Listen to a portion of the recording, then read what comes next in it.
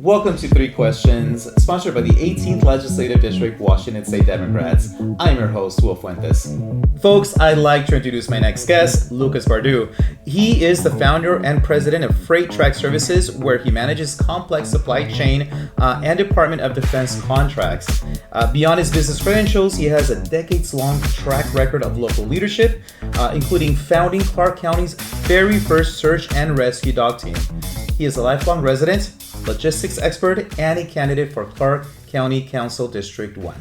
Lukas, welcome to the show. Thank you for having me. Absolutely. It's great to have you. I have a few questions to ask you. Oh, good. Yeah. Which is why you're here. Yes, absolutely. Absolutely. Now, Lukas, you're running for Clark County Council District 1. Just remind us really quick what part of the county that covers.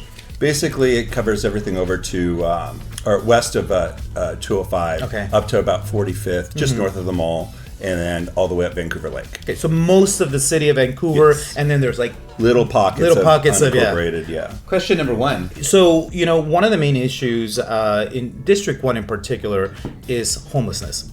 So my question to you, you've said that homelessness and mental health are deeply, deeply connected, right? So tell us more about this. In my district, a lot of that's controlled by the city, and so it's important that the county help us with the city. But one thing that I would do differently is I would focus on policy making for the county. Now, I view homelessness and mental health they coincide, but you got to look at it from two different perspectives. Where we need to look at preventing homelessness as one way, and look at getting people off the streets into shelters, and then supportive mental health. I kind of look at it like, okay, they're always on the guard, when you're homeless already, and you need to understand that. So they need more mental health support. Right. And it's not necessarily efficient to put them in a housing first situation versus a family who is, struggling to stay in a home. And so that's a different direction of handling the homelessness. And we do have programs in place like Share for Housing First. And, right. And so I just feel that what we need to do, again, is focus on policy, right, to create a program. Otherwise, we're just kind of like throwing money at situations, and it's not really fixing the problem. And in fact, while homelessness has reduced in Clark County, we're seeing a new population pop up. There's 4 female veterans. We have not ever seen female veterans that are homeless in the county. And those things, by writing some policy, it'll help address those different people that are popping up in our programs. So now, you mentioned that the city is deeply involved in providing services along with a number of nonprofit organizations, right? Those services generally tend to be within the city of Vancouver, right? But we need services beyond that. You also mentioned policies. What kind of policies that can be created that will allow us to be able to service homeless populations outside mostly the downtown core? I think it's kind of adopting some of the county adopting some of the policies that the city has done so well at. Up until recently, the county was just dropping homeless people off in the city. Right. That has now since stopped. So something obviously is working well in the city. So if we're adopting those policies and then allowing and enabling the programs to work beyond the cities and then collaborate better. And now we have a program called ECHO, or correct, or a group called ECHO, that includes different facets and different organizations. I'd like to see that expanded to the point where it's everybody who is an organization has a seat at the table, and it's like having a set of eyes, so we see the opportunities to help or see the homeless populations and have a better idea of where the real weaknesses are in our system, and to be more collaborative. Yeah. You're referring to ECHO, which is Ending Community Homelessness Council, right? Yes, correct. So a number of jurisdictions do sit on it, including law enforcement, the county council. A couple of us do sit on that council as well. And you're absolutely correct that it is important to continue to bring more people from different jurisdictions, right, from different parts of the county, to help figure out how we can solve a county-wide problem. Another thing that I wanted to mention is the HEART team. Are you familiar with the HEART team, which the city of Vancouver supports, right? Yes. And that needs to be expanded as well beyond the city of Vancouver boundaries. And that's what I'm talking about. Is like utilize that or Right. that meeting group and then build off of it, Yeah. and actually utilize it too to help build policy. Right. So you have so many people with so much experience within that organization. Yes. You have city officials, you have organization leaders, you have and you have homeless people in there Yeah. that actually you can listen to their experiences. Yeah. And that's actually really important. Is to have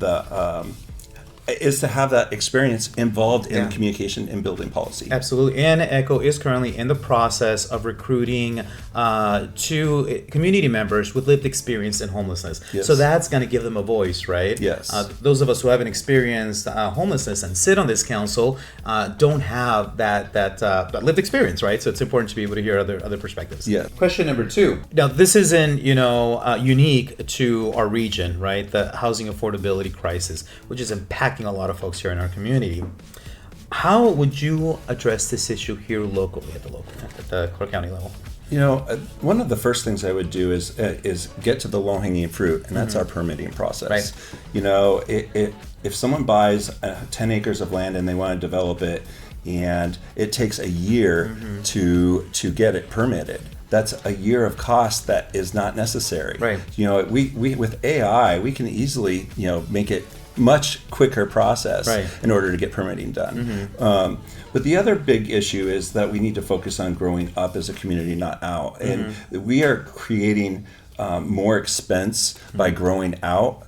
And because if you think about it, you have 10 people on a mile of sewage line, right? And I'm using sewage line as infrastructure, right? 10 people versus 100 people. What's going to be cheaper? Obviously, 100 people. Yes. Right? Yes. Yeah, having connected to a 1 mile line sewage. Yeah, so growing up is going to be really important Yeah. for us, and also we focus on looking at ways to make it building codes cheaper. Certain things that we've put in place that we've actually created cost. Is there a way we can make it still safe but reduce the cost in that process? So that would be one of the things. So growing up is the biggest thing, and growing up in a way that makes it accessible for people to have public transport as well. And look at the corridors where C-Tran it goes, and make it easy for people to get to and from places. Because if they don't have a car, that's also less expense for them, right? Exactly.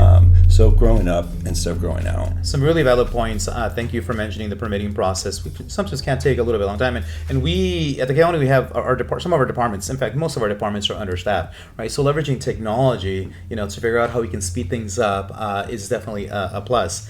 And then of course, infrastructure. Infrastructure is expensive. Building roads, building water, anything that goes along with having to include development is just expensive. And to your point, I like that analogy that you use, right? 100 people versus 10 people on a mile line of sewage is definitely far. Yeah, let's look less at bring up another issue, right? The county can't afford its parks right now, Right.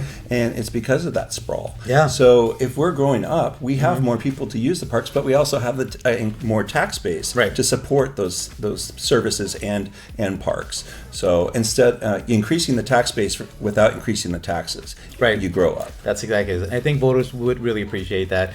So let's pivot to the very last question. Question number 3. Lucas, my last question for you is, what are some ways that we can address public safety issues in the community?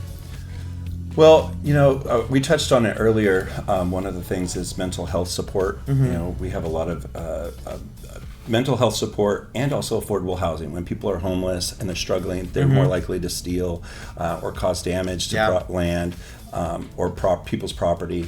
And the mental health piece, with the drugs and drug addiction, people do things that they wouldn't normally do when they're on drugs. Right. And with that being said, a big portion of how we can help that is build better relationships with our public safety leaders, our police departments, and be more collaborative and communicative on that, and finding out where our pockets are, and help to address and help support them with mental health issues. And one thing is these camp sweeps. The police officers really should have a mental health support, right, or more training in mental health, because it's just not it's not a super functional way of handling it, and it doesn't prevent it or doesn't build relationships with the with the homeless population. And so I know that San Antonio is a model right now in the country. Okay. So, supporting them to understand what that model looks like. Yeah. But really